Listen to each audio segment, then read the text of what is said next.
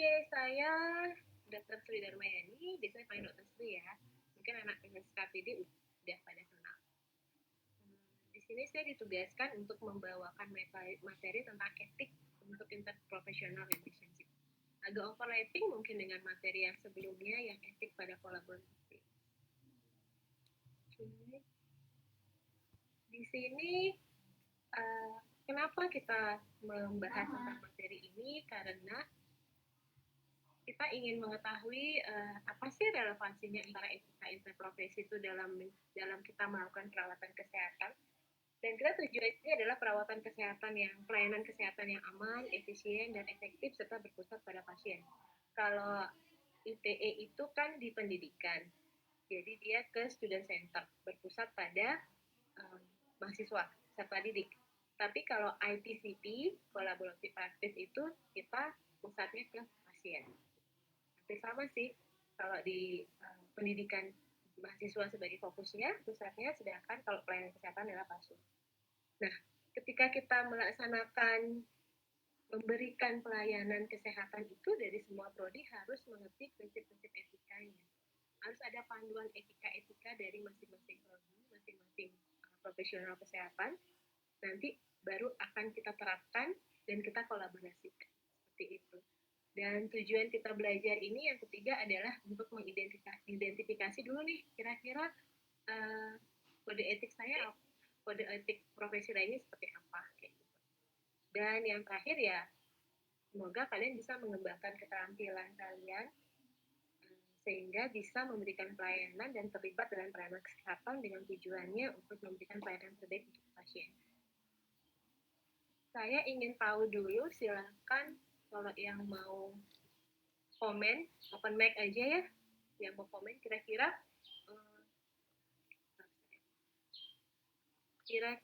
yang kalian ketahui tentang profesi yang lain, coba deh. Apa yang kalian ketahui tentang ahli fisioterapi? Coba yang bukan dari prodi fisioterapi, coba komen. Menurut kalian, ahli fisioterapi itu kerjanya apa sih? Gitu. Coba siapa yang mau komen? Silakan di chat. Kalau yang lainnya jawab di chat boleh, yang komen boleh.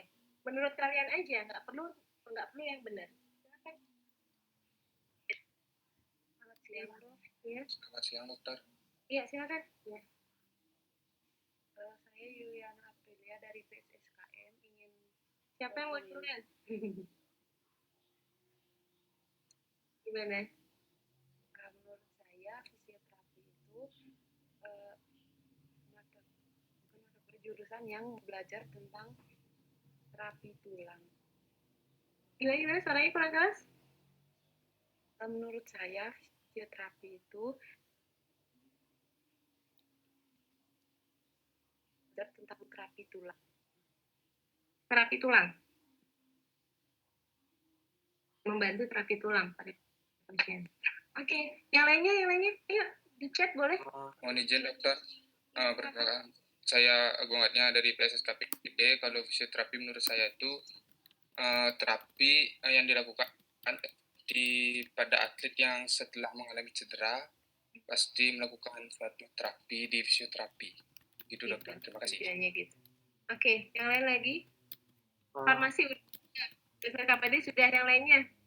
Izin menjawab, Bu. Iya, Oke, di chat itu. Izin halo, selamat siang. Saya Fatma dari PSSKPD. Izin menjawab, untuk fisioterapi sendiri adalah suatu profesi di mana mainly atau mayoritas siapa namanya? Dia ini melakukan terapi fisik kepada pasien, yang mana tujuan dari terapi fisik ini ditujukan untuk meningkatkan kualitas hidup dari si pasien tersebut. Nah, untuk terapis fisiknya ini sendiri biasanya tidak menggunakan medication dan biasanya lebih sering dilakukan dengan cara exercise mungkin ya dok, seperti itu dokter. Oke, iya. Oke, dari Gigi belum ada komen. Gigi, siapa masyarakat? Ayo, menurut pandangan kalian. Izin menjawab. Ya, dok. Baik, terima kasih atas kesempatannya. Saya Wahyuni dari Farmasi dengan nomor absen akhir 004. Jadi Menurut saya fisioterapi itu merupakan suatu tindakan begitu seperti bisa dibilang seperti rehabilitasi untuk menghindari atau meminimalkan keterbatasan fisik akibat dari cedera atau penyakit. Biasanya fisioterapinya ini juga dilakukan oleh semua rentang usia begitu dengan berbagai macam tujuan. Mungkin mulai dari peregangan otot, sakit punggung, hingga persiapan olahraga atau mungkin persalinan begitu. Terima kasih, Bu. Ya, Dok. Iya. Oke. Farmasi udah banyak, keperawatan juga udah, SAPD juga udah nih di chatnya. Oke. Kedokteran gigi belum, perawatan ada SKU belum. Dokter giginya mana nih? Selamat sore, dokter. Ya, silakan. Perkenalkan saya Dharma Wibawa dari Prodi Kedokteran Gigi. Jadi menurut saya fisiologis itu adalah bidang yang bekerja untuk terapi mengembalikan fungsi dari tubuh, dok. Sekian, terima kasih, dok. Kayaknya udah semua diwakilkan ya. Anak fisioterapi gimana? Silakan. Mahasiswa fisioterapinya menurut kalian ntar mau ngapain? Mau jadi apa? Coba. Fisioterapi gimana? Dari jawaban kalian, teman-teman yang di chat, coba dibaca. Kira-kira menurut fisioterapi sendiri gimana? Silakan. Izin menjawab, Ibu.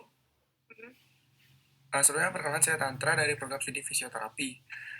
Kalau menurut saya, jawaban teman-teman yang tadi sudah lumayan masuk. Cuman kalau misalkan secara umum, fisioterapi itu merupakan kesehatan yang ditunjukkan untuk individu atau kelompok. Nah, itu nggak hanya untuk penyembuhan, tapi untuk memelihara kesehatan juga iya gitu. Jadi nggak hanya sebatas rehabilitasi habis kecelakaan gitu misalkan. Jadi kita memulihkan anggota geraknya, tapi sebelum kita mengalami kecelakaan tersebut, kita juga bisa memelihara untuk misalkan di bagian aktivitas geraknya gitu. Cuman di sini fisioterapi nggak boleh yang namanya memberikan obat gitu, berbeda sama tenaga medis gitu sih dari saya, Ibu. Terima kasih. Oke, satu lagi, fisioterapi lagi satu. Tanggapin. Ada lagi? Anak fisioterapi lagi satu aja. Silakan menanggapi. Ingin menambahkan sedikit jawaban dari Tantra, dok. Jadi perkenalkan saya Maheza. Dari tadi kan Tantra juga udah menjelaskan secara umum gitu. Teman-teman juga udah dapat jelasin fisioterapi itu ngapain aja.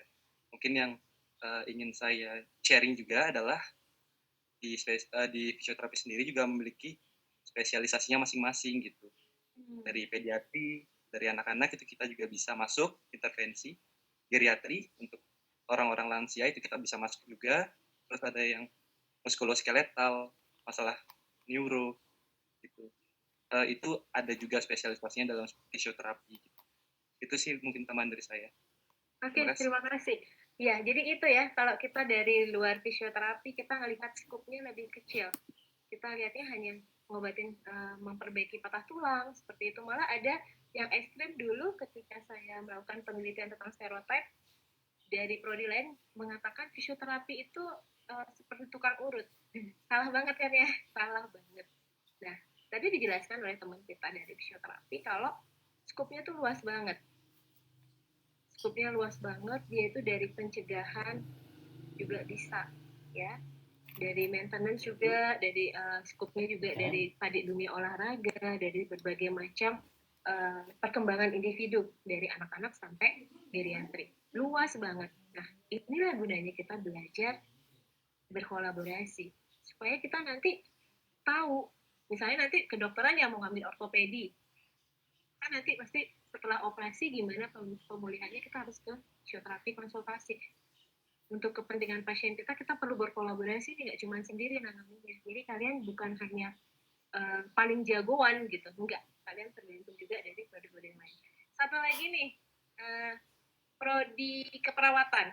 Di luar keperawatan nggak boleh jawab dulu. Prodi-prodi yang lain, yang 6 prodi silakan jawab. Apa yang ada terlintas di pikiran kalian mengenai perawat? Perawat tuh ngapain sih? Tujuannya tuh ngapain sih? Kerjanya perawat tuh ngapain? Silakan. Di chat boleh, di perwakilan yang lain di chat yang mau mewakili prodinya silakan open mic. Perawat tuh apa? Silakan.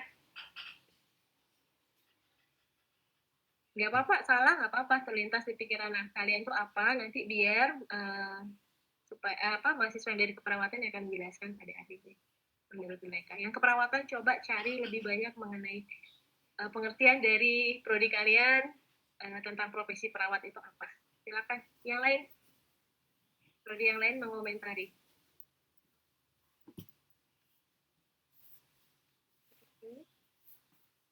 Siapa mau open mic? Siapa mau jawab? Fisioterapinya udahan dulu sama keperawatan. Yang paling banyak SKPD bisa jawab nggak? Silakan.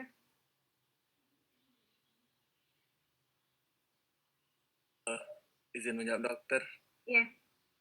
Kalau dari menurut saya itu perawat itu dia tuh kayak memiliki tanggung jawab gitu dan kemenangan melaksanakan keperawatan terhadap pasien. Tapi dia tidak tidak melebihi jangkauan itu dari dokter gitu. Gitu sih pemikiran saya dokter. Ya nggak apa-apa.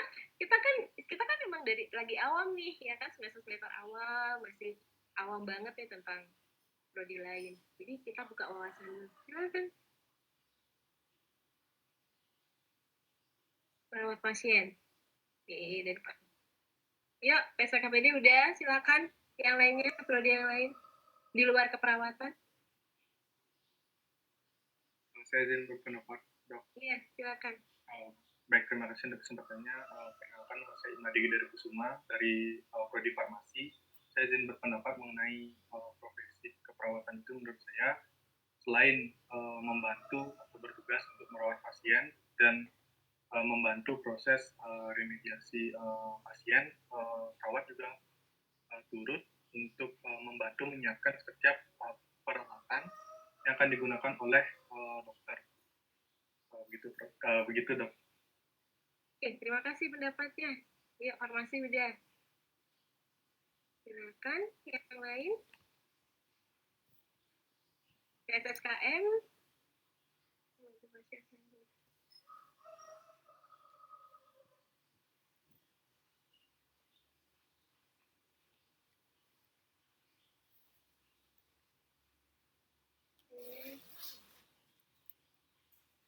Yuk, PSSPDG. Silakan. Gak apa-apa loh yang terlintas di pikiran kalian aja. Kita bisa tahu stereotip kalian apa.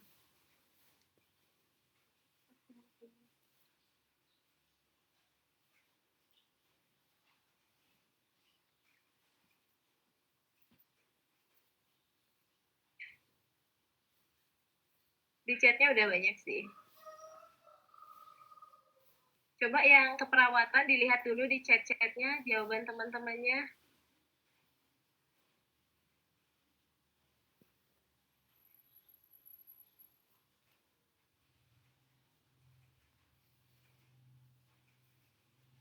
Oke, ya dari keperawatan sendiri silakan 1-2 orang wakilnya menjelaskan apa profesi kalian, kedepannya seperti apa kerja kalian. Silakan.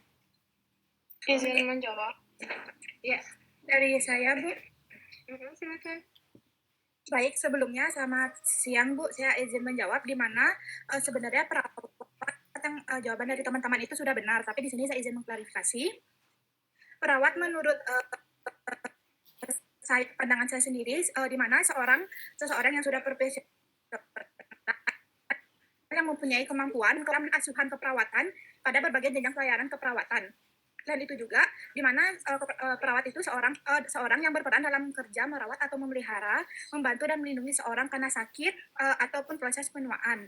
Nah, di mana nanti ketika kita sebagai perawat itu tidak hanya bekerja di rumah sakit aja, tetapi juga kita bisa sebagai home care. Itu maksudnya home care itu kayak perawat panggilan yang akan membantu pasien di rumahnya seperti itu. Terima kasih.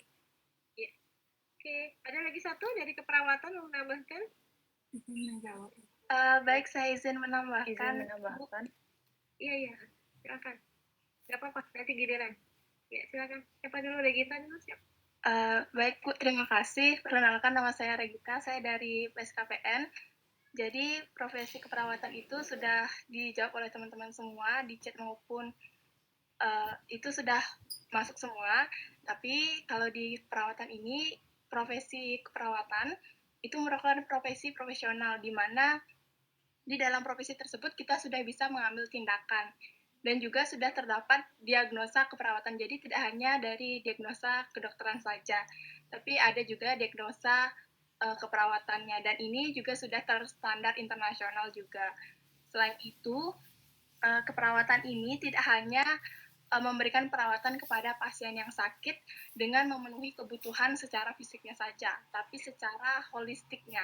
Jadi semua kebutuhannya dari psikososial, spiritual, fisik, dan juga psikisnya itu kita bantu untuk memenuhi, sehingga saat pasien sakit itu dia bisa merasa lebih tenang dan membantu pasien untuk meningkatkan tingkat kesembuhannya. Sekian pendapat dari saya. Terima kasih kepada teman-teman yang sudah berpendapat.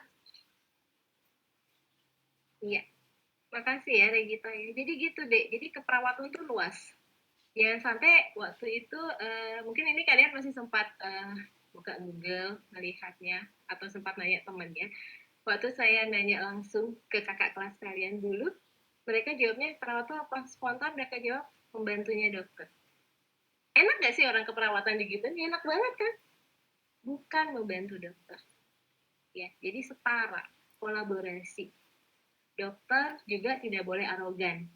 Jadi sekarang anak-anak kedokteran nggak boleh ngerasa lebih tinggi dari teman-teman yang lain. Nggak. Ilmunya semuanya susah. Gitu ya. Jadi kalian harus ngerti apa peran kalian, apa peran teman-teman. Kalau tanpa ada perawat juga pelayanan kesehatan tidak akan berlangsung dengan baik. Instruksi dokter siapa yang mau jalankan? Gitu ya. Jadi di situ pentingnya kolaborasi. Satu lagi deh yang waktu itu agak susah mencari pendapatnya adalah farmasi. Menurut kalian farmasi itu apa? Karena selama ini jawabnya tukang obat. Gila ya sih? Jadi tukang urut, habis itu pembantu dokter, habis itu tukang obat. Itu karena kurangnya ilmu kalian. Farmasi apa? Menurut yang lain. Jangan bilang tukang obat. Susah kan mendefinisikan farmasi? Menurut kalian apa? Berpendapat, Bu. Iya. Menurut saya, sebenarnya perkenalkan, nama saya Grace Iranis Naibaho dengan akhir 024 dari program studi sarjana ilmu keperawatan. Menurut saya sendiri itu, farmasi selain bertugas membuat obat, farmasi itu membuat juga kayak bahan-bahan kimia gitu. Terus kebutuhan sehari-hari di kehidupan juga, farmasi juga belajar itu. Terus farmasi juga belajar tentang penyakit juga agar nggak sembarangan memberi obat gitu sih, Bu. Menurut saya. Menurut saya, terima kasih. Iya. Ya, siapa lagi? Halo, selamat sore, Bapak. Iya. Sebenarnya perkenalkan saya Tias dari psikologi. Jadi ingin berpendapat sedikit kalau farmasi, kalau dilihat dari yang saya lihat itu kayak suatu ilmunya kayak mempelajari emang tentang cara meracik obat, dan juga kayak mempelajari kayak gimana sih perkembangan obat-obat itu supaya nantinya itu bisa mengobati, bisa membantu di dunia kesehatan gitu. Secara sederhana sih gitu.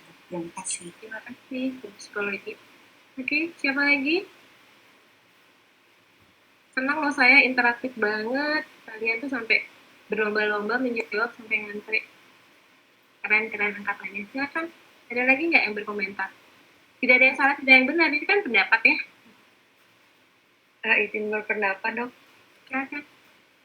Baik, sebenarnya perkenalkan, saya Merina dari PSKPN. Nah, di sini kalau menurut saya, menurut pandangan saya terhadap profesi farmasi, kalau dari case luarnya itu saya melihat kayak mungkin kayak lebih membutuhkan effort lebih gitu ya. Karena kenapa? Karena dari ini sih ya, dari bahasa misal nih dokter yang mungkin tulisannya yang kadang-kadang kan error. Iya, Dok. Nah, jadi tuh kalau itu resep dokter terus nanti kalau seorang farmasi itu kayak salah baca atau kayak gimana, itu kan kesalahannya tuh berlanjut gitu loh. Jadi dia kayak di farmasi ini tuh membutuhkan effort yang lebih sih menurut saya gitu kan.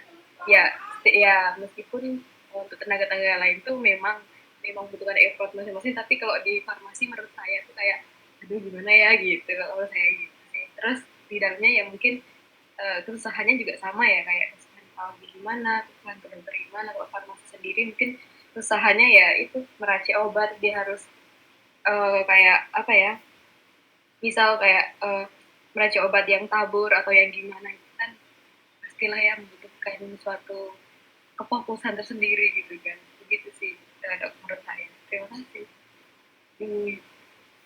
Oke, kita langsung aja deh karena mengingat waktu. Anak farmasi satu jelaskan apa itu? Mohon izin menjawab. memberikan Ya, berarti ada tinggi ya. menjawab. Silakan.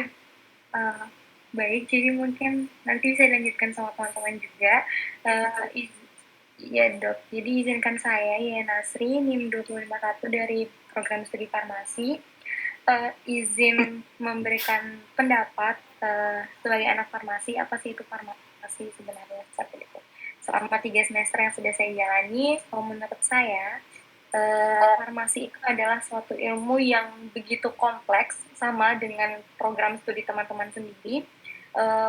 Program studi dengan ilmu yang begitu kompleks, di mana di farmasi itu bukan hanya mempelajari mengenai obat, tetapi juga bagaimana obat itu dapat beregulasi bagaimana obat dapat beregulasi dengan baik, bagaimana obat dapat terdistribusi dengan baik, bagaimana obat itu bisa dikontrol dalam masyarakat, seperti itu.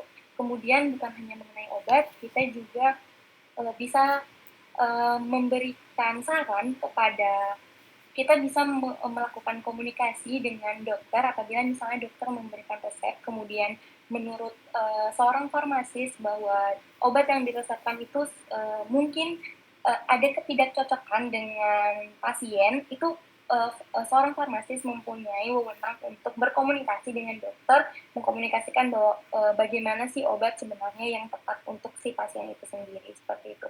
Selain itu, mengingat bahwa lulusan farmasi atau lulusan apoteker itu sendiri tidak hanya bekerja di apotek, namun juga bekerja di rumah sakit, yang mana di situ ada farmasi klinis, yang ada farmasi analisis, kemudian ada bahan alam dan teknologi. Jadi kita tidak hanya mengenai obat, tetapi juga kita mengenai bagaimana kita mengembangkan teknologi pengobatan, seperti itu, entah itu obatnya ataupun alat-alat pengobatan, seperti itu. Mungkin bisa ditambah dengan teman-teman yang lain. Terima kasih.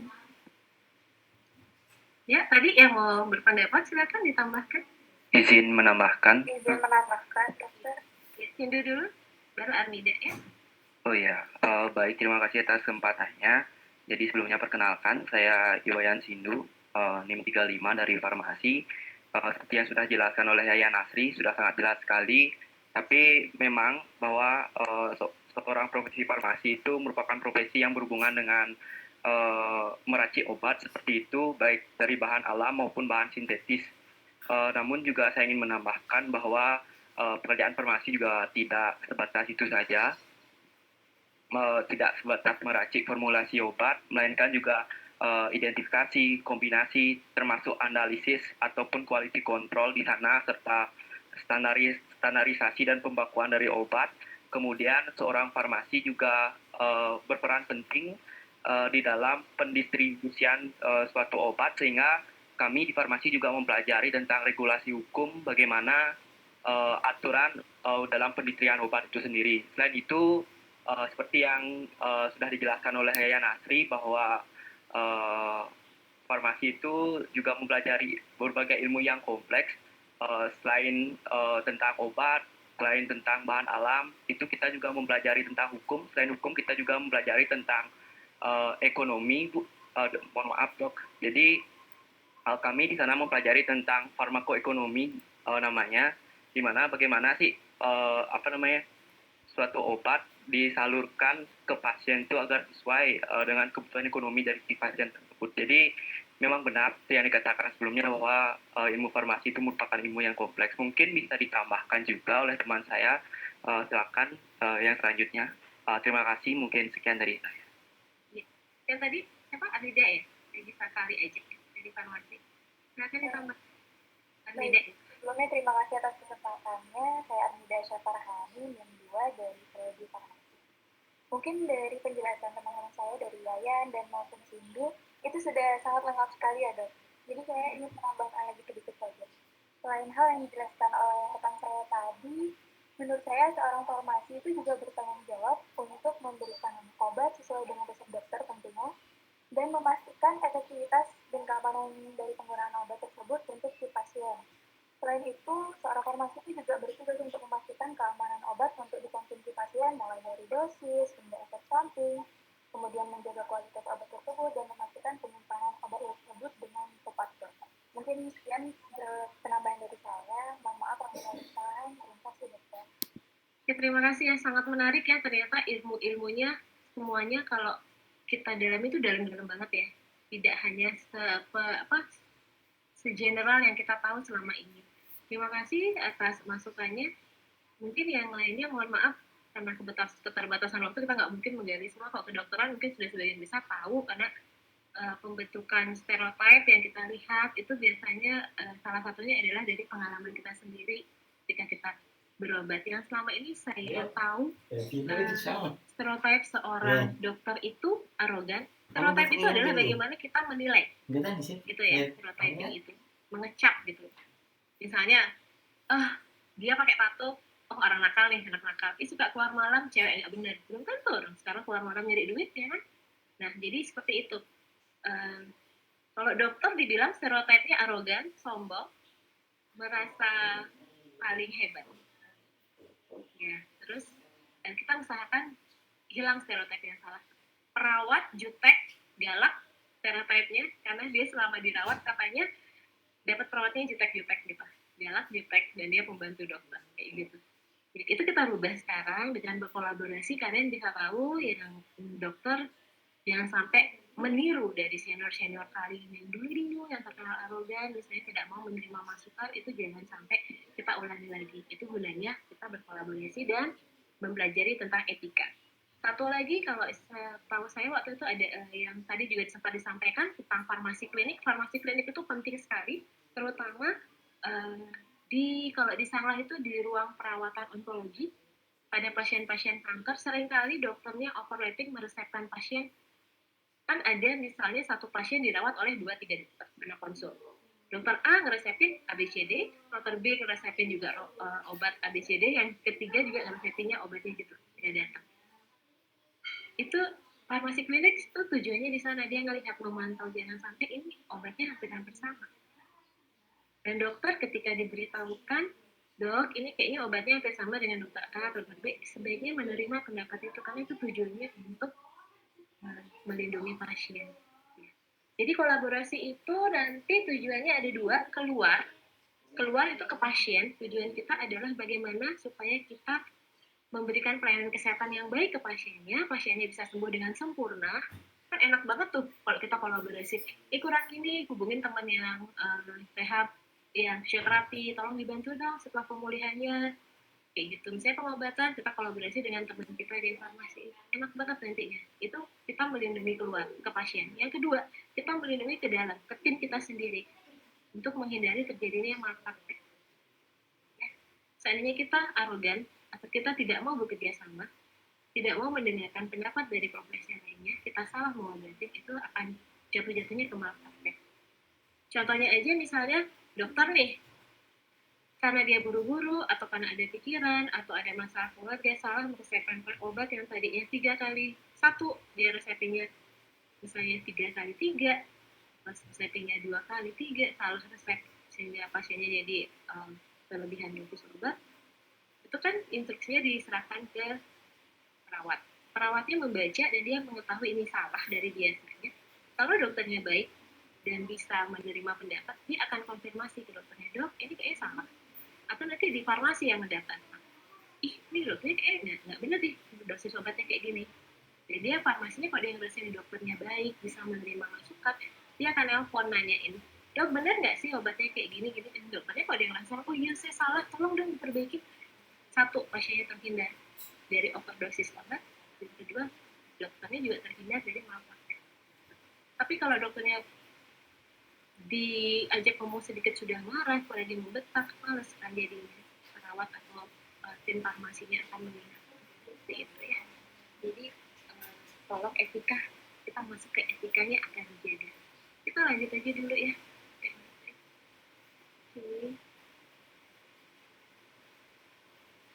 Ini tadi tujuannya. Kita nonton dikit ya. Nonton ini tentang kolaborasi ya. Mungkin sudah pernah ada yang nonton, tapi saya senang menyampaikan lagi. Seperti inilah nanti kita mengamankan diri kita dan kita dari malpraktek dan juga pasien. Ini anggap prodi kalian semua ya.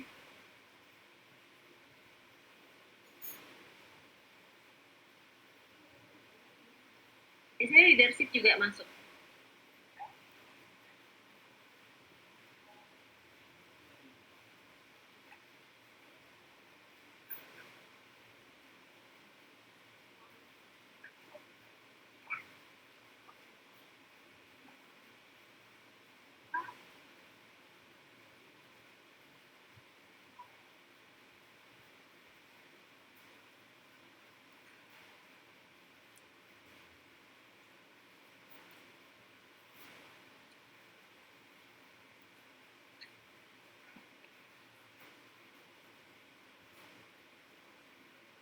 Oke, sekilas saja tadi itu menunjukkan kalau kolaborasi sangat penting dan leadership juga akan berganti-ganti tergantung dari kasus yang akan kalian hadapi.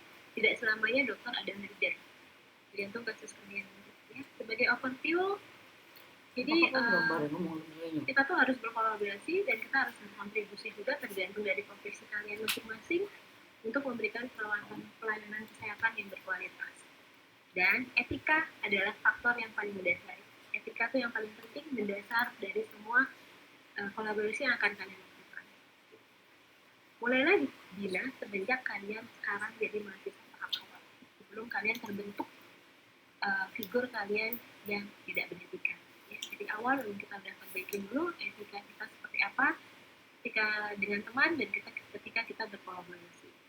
Nah, ini pelayanan kesehatan secara kolaboratif itu dasarnya adalah saling menghormati dan saling mengerti masing-masing profesi peranannya apa, profesi lain juga seperti itu.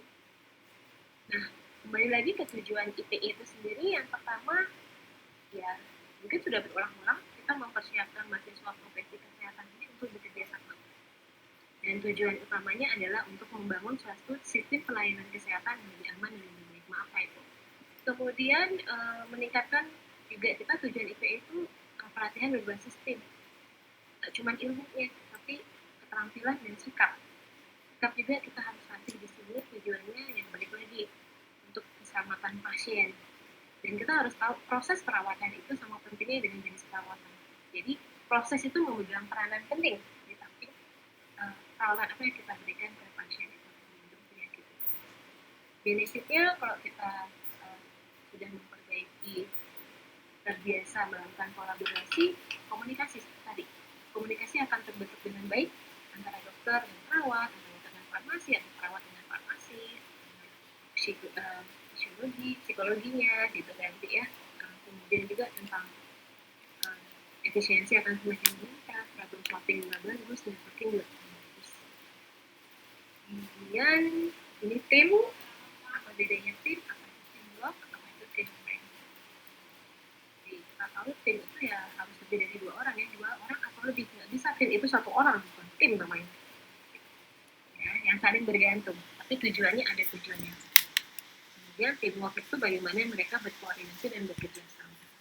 Tim training ya bagaimana pelatih itu. Masuk lagi ke etika interprofesi. Balik lagi sih intinya etika interprofesi itu terkait dengan pelayanan kesehatan yang berpusat pada pasien dan berorientasi juga pada komunitas dan populasi, untuk menciptakan sistem perawatan yang aman, efisien, dan efektif. Dan setiap profesi memiliki kompetensi inti dan nilai serta etika interprofesinya. Kalau saya tahu karena saya kedokteran ada kode etik kedokteran. Mungkin yang tempat-tempat lain pasti semua profesi punya kode etiknya. Coba mungkin dibuka-buka kode etik dari profesi kalian seperti apa, mohon diturutin kode etik itu. Kalau melanggar dari kode etik itu hukumannya berat juga sih sanksinya. Dan ini kalau nilai-nilai interprofesional yang ada itu bagaimana caranya nilai-nilai yang ada itu bisa menguatkan hubungan antar profesi, hubungan dengan pasien, lintas profesi, dan etika interprofesional dalam memberikan pelayanan kesehatan. Dan yang pasti kerahasiaan hubungan antara praktisi itu atau profesional dengan pasien itu dalam memberikan perawatan itu ada yang berbasis tim juga. Ya. Selanjutnya ini ada istilah-istilah, kita lebih banyak ke istilah-istilah dulu deh karena kita masih awal tentang etika. Altruisme itu apa? Coba nanti mungkin soalnya akan berkutat di sini-sini ya, di berbagai istilah ini. Menghargai orang lain, autonomi itu apa? Kebebasan, kita memberikan autonomi pasien kita. Semua keputusan ada pada pasien, kita memberikan autonomi.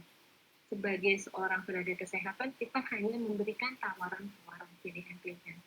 Misalnya, karena saya dokter spesialis kandungan ya, biasanya kalau saya dapatin pemeriksaan pasien saya, bayinya seperti apa, saya akan tunjukkan data dulu nih. Misalnya aja, kayak kemarin ada seorang pasien saya, dokter, suaminya dokter juga, dianya dokter, kemudian dia mau melahirkan dan ingin sekali normal.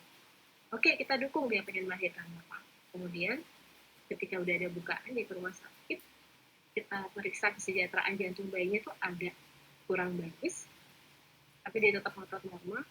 Hak kita adalah untuk memberikan data. Ini loh, pasiennya, bayinya kayak gini loh keadaannya, dari hasil pemeriksaannya kurang baik. Ada 3 pilihan, kalau mau normal kita observasi dulu, kemudian melihat perkembangannya, kalau mau karena kontraksi kurang mungkin bisa diinduksi, kalau misalnya jelek bisa dioperasi. Kita tawarkan itu, kita tawarkan data dan keputusan ada di tangan pasien. Tapi kita berhak mengarahkan dan kita tetap memberikan juga autonomi kepada pasiennya untuk memutuskan sendiri pilihannya juga. Kita tidak bisa memaksakan, tapi kita memberi gambaran.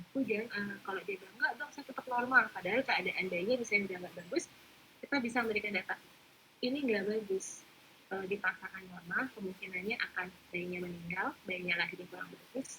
Itu tetap pilihannya ke mereka. Ya. Terus memberikan otonomi ke pasien. Jadi efisiensi itu memberikan manfaat bagi orang lain dan tidak kita. Ini istilah lain lagi, confidentiality, pengungkapan informasi, jadi dan fidelity seperti ini, justice, nah ini bisa dibaca nanti. Dan di slide-nya juga ada di pedalaman lagi nanti. Terus itu bagaimana kita harus mengatakan yang sebenarnya. Ini istilah dan terminologi di etika. Oke, coba silakan dijawab, dijodohkan. Kalau yang pertama itu jawabannya apa? Yang ini nih isinya yang mana? Ini pilihannya, yang ini isinya yang mana? Ada nggak yang mau jawab?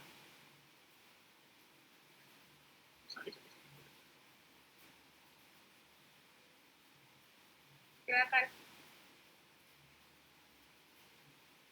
Ada yang bisa jawab nggak? Ayo, mendingan kalian salah di sini daripada nanti saya keluarkan ini di ujian. Tapi kalian udah tahu jawaban yang benar kan 100 dapatnya. Silakan. Tolong diisi. Anggap aja ini nomor 1, 2, 3, 4, 5, 6, 7, 8, 9. 9 pertanyaan. Satu yang apa? Pilih nih, jodohkan. On mic, satu orang, nggak apa-apa. Kan nggak kelihatan. Saya menjawab dong. Silakan, satu apa? Apa aja dulu?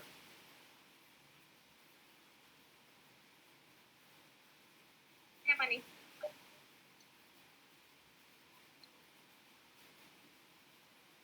Saya menjawab, mungkin saya tahu yang veracity itu yang give promise about information. Oke. Ya. Yang lain? Satu dulu deh. Biar nggak berantakan ini jawabannya. Satunya apa? Ya. Kan saya juga dari bisnis KPD yang 3 jam pakai saya juga. Menurut saya nomor 1 itu duty. Duty, oke. Ini duty ya. Yang ini?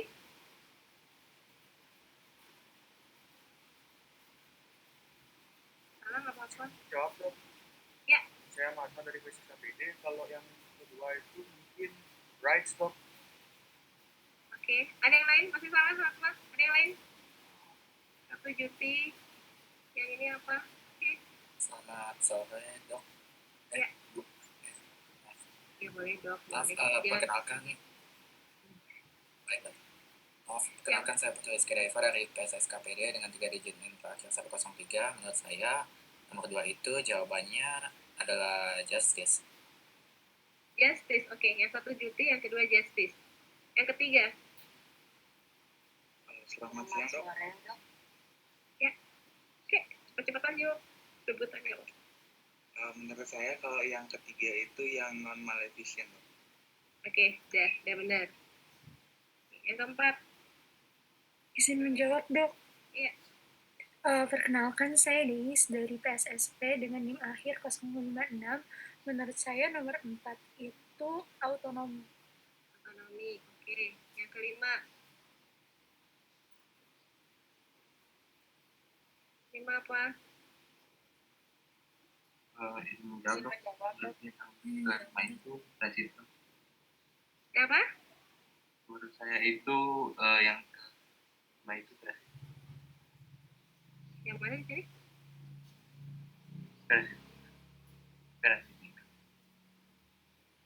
Veracity. Masih salah, Veracity. Apa? Izin dok. Menjawab dok. Saya Asya, dok dari farmasi.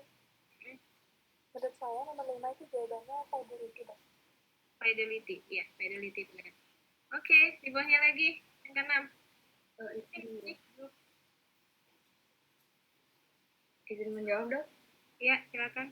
Oke, menurut saya kalau yang itu non maleficent. Apa?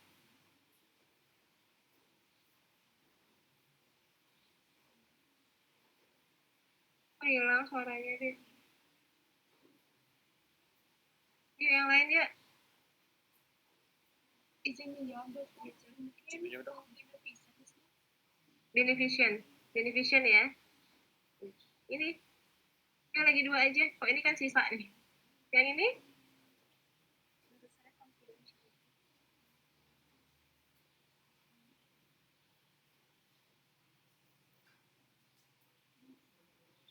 Ayo yang lain ya. Izin menjawab dok. Yang ketujuh menurut saya confidentiality dok. Confidentiality, tell the truth apa? Izin menjawab Veracity. Veracity yang terakhir. Apa yang belum? Rights dok. Rights dok. Oke, berarti ini apa tadi? Duty. Terus? Nomor 2 justice, terus? Oh, gravy mulutku. Non maleficent. Ya, ini apa? Autonomi dok. Autonomi. Terus yang kelima? Dok. Ya. Fidelity dok. Fidelity yang ke-6. Beneficiency yang ke-7. Dok. Fidelity, veracity, dan right. Ya. Saya janji saya ngeluarin dari sini beberapa soal ya. Udah ulang-ulang. Oke. Kode etik ini berarti setiap profesi memiliki kode etiknya yang menguraikan tanggung jawab etis dari praktik sebagai anggota profesi. Kemudian kode-kode etik itu biasanya membahas masalah yang melibatkan hubungan antara kita sebagai penyedia perawatan pelayanan kesehatan dengan penerimanya. Prinsipnya ini setiap orang harus dipandu oleh norma-norma, makanya perlu diadakan kode etik. Gitu ya, jadi dia mengatur hubungan interpersonal, kemudian anggota tim harus memiliki tanggung jawab terhadap prinsip-prinsip itu. Oke. Saya kira itu aja dipahami. Semuanya harus berkolaborasi. Pimpin lagi ya. Saya suka pintu yang bicara tadi. Oke, saya kira itu aja. Saya stop share dulu. Waktu kalian lagi 3 menit. Oke. Terima kasih ya, kalian sangat aktif. Saya senang sekali, nyaman mengajarnya sampai saya tidak tahu waktunya mau habis gitu. Menarik banget berdiskusi dengan kalian karena kalian tidak kacangin saya walaupun melihat videonya gitu ya. Jadi balik lagi, waktu itu pernah juga kita adakan suatu, sebenarnya ujian kalian yang bagus itu adalah OSCE kolaborasi. Kita lihat, kita kasih kasus kalian gimana menangani OSCE-nya, mengatur kalian dengan teman-teman kalian.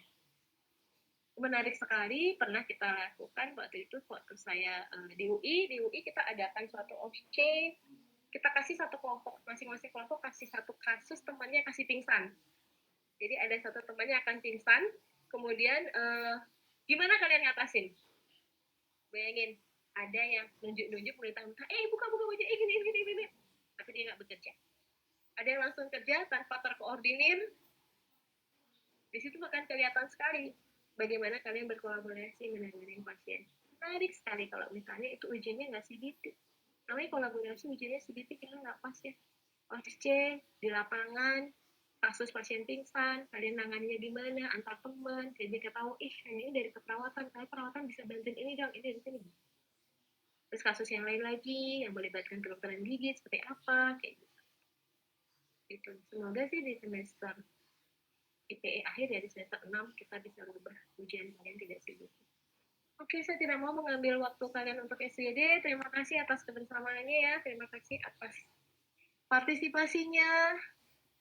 Sangat menarik, 220 orang. Ada yang ditanyakan nggak? Kayaknya nggak memungkinkan untuk ditanyakan, waktunya 1 menit lagi. Ya. Take home message-nya, jangan pernah arogan. Ilmu kalian tidak lebih baik dan tidak lebih dibandingkan ilmu teman-teman kalian. Semua susah dan semua berperanan dalam melayani pasien.